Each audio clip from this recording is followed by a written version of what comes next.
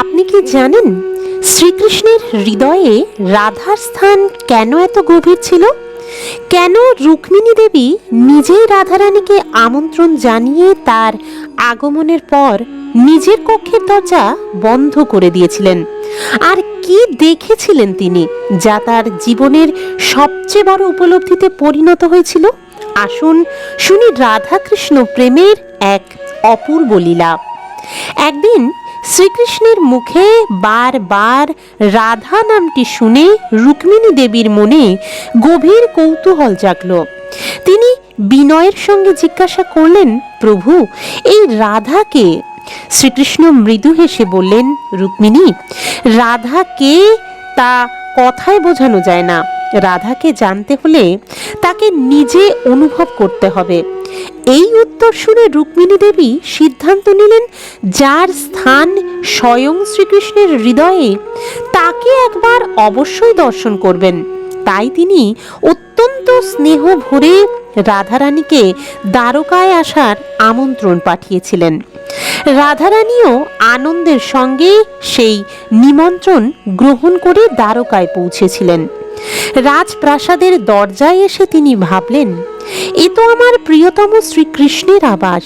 এখানে আমি কিভাবে খড়মপুরে প্রবেশ করি? এই ভক্তিভাব থেকেই তিনি নিজের খড়ম খুলে খালি পায়ে প্রাসাদের দিকে এগিয়ে গেলেন। প্রহরীরা তার পরিচয় জানতে চাইলে তিনি মৃদু হেসে বললেন, আমি রাধা। আমাকে স্বয়ং রুক্মিণী দেবী আমন্ত্রণ জানিয়েছেন। এই সংবাদ পেয়ে এক দাসী দ্রুত রুক্মিণীর কাছে গিয়ে বলল, মহারানী, প্রাসাদের বাইরে রাধারানী এসেছেন, তাকে কি ভিতরে নিয়ে আসব? রুক্মিণী বললেন, একটু অপেক্ষা করো, আমি নিজেই আসছি। আর আমার পরবর্তী নির্দেশ না পাওয়া পর্যন্ত আমার কক্ষের দরজা খুলবে না। এরপর তিনি নিজের কক্ষের জানলা খুলে বাইরে তাকালেন। তার মনে ইচ্ছা ছিল একবার দেখবেন সেই রাধার মধ্যে এমন কি আছে যার নাম শ্রীকৃষ্ণ সর্বদা স্মরণ করেন।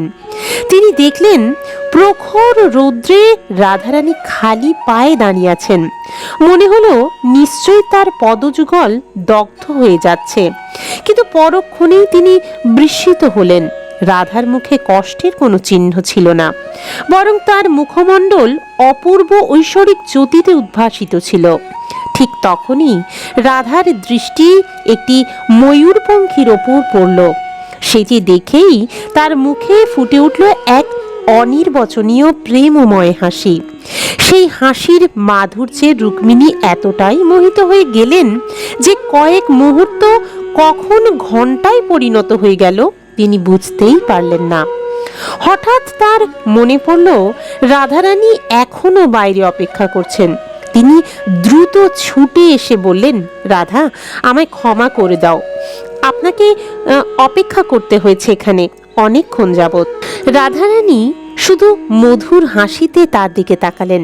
রুক্মিণী দেবী গভীর শ্রদ্ধা ও ভালোবাসায় রাধারানীকে অভ্যর্থনা জানালেন এবং স্নেহ ভরে এক পেয়ালা গরম দুধ পরিবেশন করলেন। দুধটি অত্যন্ত গরম ছিল, তবুও রুক্মিণীর ভালোবাসার মর্যাদা রাখতে রাধারানী কোনো অভিযোগ না করে হাসি মুখেই তা পান করলেন। সেই রাতে রুক্মিণী যখন শ্রীকৃষ্ণের কক্ষে গেলেন, তখন তিনি বিস্ময়ে দেখলেন শ্রীকৃষ্ণের চরণে ফোস্কা পড়েছে, যেন আগুনে পুড়ে গেছে। আতঙ্কিত হয়ে তিনি জিজ্ঞাসা করলেন, প্রভু, আপনার চরণে ক্ষত কেন? শ্রীকৃষ্ণ শান্ত কণ্ঠে বললেন, আজ রাধা প্রখর রৌদ্রে খালি পায়ে দাঁড়িয়েছিলেন, আর তুমি যে গরম দুধ তাকে দিয়েছিলে তার উত্তাপ আমার চরণেও এসে পৌঁছেছে। এই কথা শুনে রুক্মিণীর চোখে জল এসে গেল। সেই মুহূর্তেই তিনি উপলব্ধি করলেন রাধা ও কৃষ্ণ আলাদা কেউ নয়, তারা দুই দেহে প্রকাশিত এক আত্মা, এক প্রেম, এক নিরন্তর সত্তা। এর থেকেই আমরা বুঝতে পারি ভগবান শ্রীকৃষ্ণ এবং রাধারানী দুজনে আলাদা কেউ নয়, দুই দেহ এক আত্মা মাত্র। আসুন আমরা সকলে মিলে তাকে স্মরণ করে বলি, হরে কৃষ্ণ কৃষ্ণ কৃষ্ণ হরে হরে, হরে রাম রাম রাম হরে হরে। জয় শ্রীকৃষ্ণ, জয় রাধে রাধে। এই ছিল আজকের কাহিনী। আজকের কাহিনী আপনাদের কেমন লাগলো অবশ্যই কিন্তু কমেন্টস করে জানাবেন। যদি ভালো লেগে থাকে তাহলে অবশ্যই একটা লাইক দিয়ে আপনাদের পরিচিতদের কাছে শেয়ার করে দিতে পারেন। এরকম আরও অনেক পৌরাণিক কাহিনী জানতে গেলে আমাদের চ্যানেলটিকে অবশ্যই সাবস্ক্রাইব করে পাশের বেল আইকনটা প্রেস করে দেবেন। তাহলে আমি যদি কোনো নতুন কাহিনী আপলোড করে থাকি তার নোটিফিকেশনগুলো আপনাদের কাছে খুব সহজেই পৌঁছে যাবে। দেখা হচ্ছে আবার একটা নতুন কাহিনীর সাথে। ততক্ষণ সকলে ভালো থাকবেন, সুস্থ থাকবেন। ধন্যবাদ।